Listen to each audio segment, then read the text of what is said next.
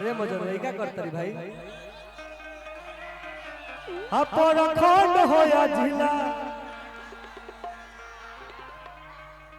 देखा एगो भाई हमार धुआं धुआं कइले बा धुआं लगत कदी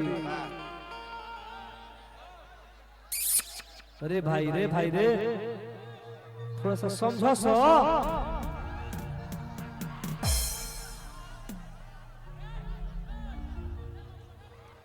हर के जा दोसर नहीं खोखी रसीला हमारा भैयवन के नामे बाई जिला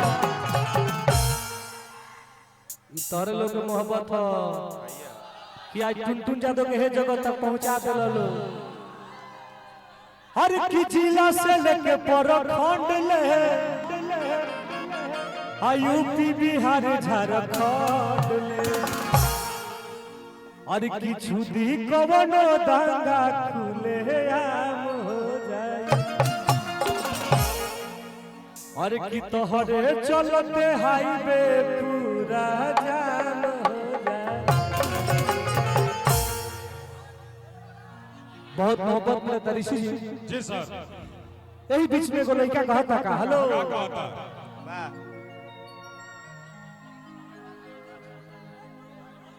एक मिनट और हम लोगों के बीच में खूब अच्छी गायिका काव्या कृष्णा मूर्ति यादव जी उपस्थित हैं। कुछ ही देर बाद वो भी मंच पे आएगी और न जाने कितने गाने गाएंगे।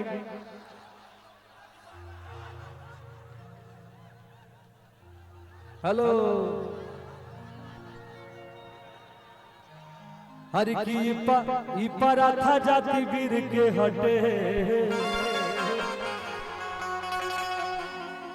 भाई हमारे तरफ यादव में एक बहुत ही जबरदस्त पूजा होता है गोवर्धन पूजा। उस पूजा के उपलक्ष्य में हमने गोवर्धन पूजा के उपलक्ष्य में एगो गाना गलन है साल में जौन गाना ना जाने पूरे वर्ल्ड में वो गाना हिट है भाई और उस गाना को हिट कराने में सबसे ज्यादा योगदान आप सबों का है। इसके लिए बहुत बहुत धन्यवाद। एक बार जोरदार ताली बजा के हल्ला करिए। हर की पराठा जाति वीर के हटे आई परंपरा हीर के हटे हर की पूजा हो खेला कन्हैया के।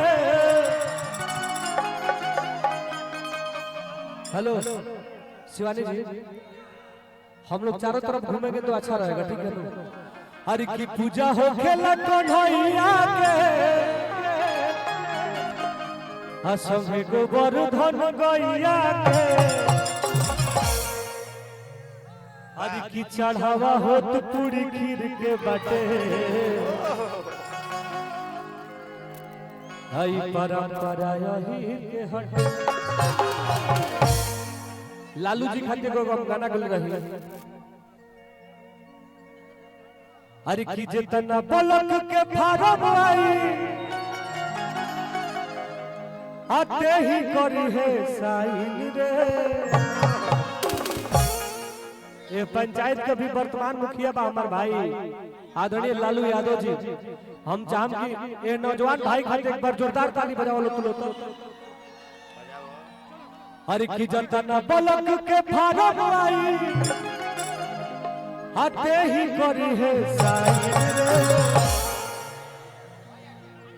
हम बनम मुखिया पगली रे भाई रे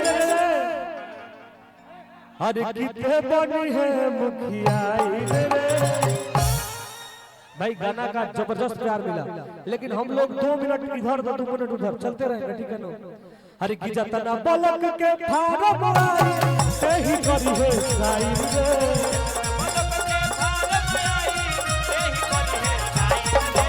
जतना पलक के फारम आई सही करी है साइन रे। रोक भाई रोक। हेलो शिवानी जी हेलो मैंने क्या बोला था। अरे की जतना पलक के फारम आई सही करी है साइन रे।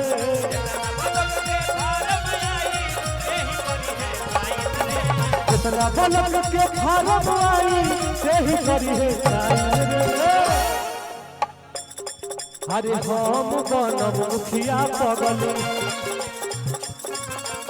कमलेश यादव जी की तरफ से बहुत बहुत पुरस्कार धन है हमारे गार्जियन। अरे हम बनब मुखिया पगली से बनी है मुखिया हम मुखिया पगली से बनी हम बनब मुखिया पगली से बनी है मुखिया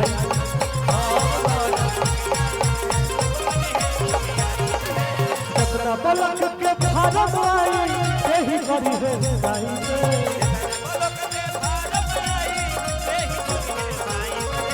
जकरा बलक के फारम आई से ही करी है हर कितने ही करी है भाई। हेलो हेलो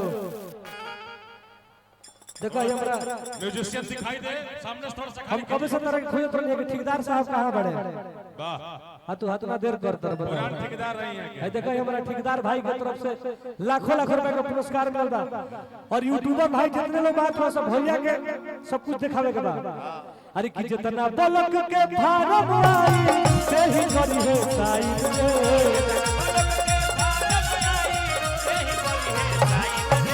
जितना बलक के फारम आई से ही करी है साई अरे हम बनब मुखिया पगली अरे हम बनब मुखिया पगली से बनी है मुखिया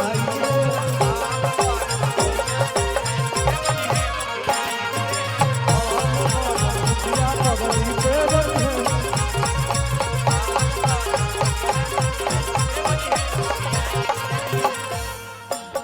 देखो हमारा पिंटू यादव जी की तरफ से और हमारा ठेकेदार भाई की तरफ से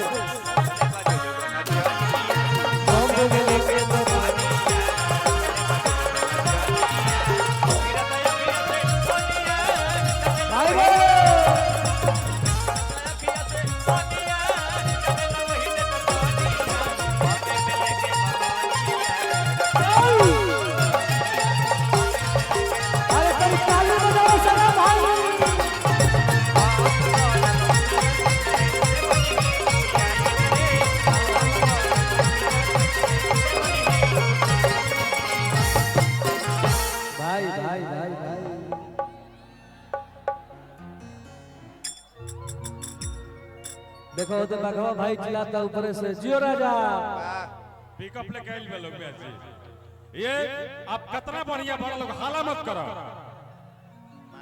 झारखंड के भाई लोग वादा करे कि हाला ना करबा टुनटुन जी रुकी हैं बात समझ लो। ए ऋषि जी अभी हमें एक ठेकेदार भाई था भाई ने बहुत सारा रुपया दिया भाई का फरमाइश है मौसम को देखते हुए